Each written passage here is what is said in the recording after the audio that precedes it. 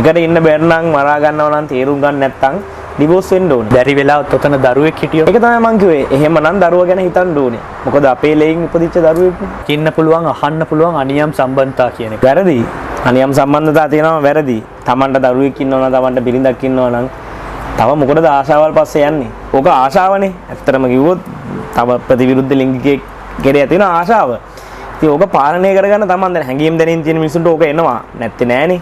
නමුත් Taman දැනගන්න ඕනේ Tamanට බිරිඳක් ඉන්නවා, Tamanට දරුවෙක් ඉන්නවා. මේගොල්ලෝ ගැන හිතන්න ඕනේ. මේ දේවල් අහු වුණොත් ඒගොල්ලොන්ට මොකද වෙන්නේ? සමහර මම දැකලා තියෙනවා හස්බන්ඩ්ගේ අනියම් සම්බන්ධතාවය වුණාම වයිෆ් ගිහිල්ලා මැරෙනවා. සියදි විනාසා ගන්නවා.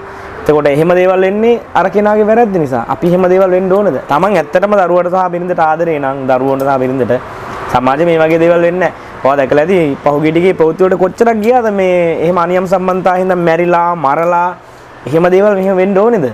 ඇත්තට ආදරය කරනවා නම් ওই දේවල් වෙන්නේ නැහැ.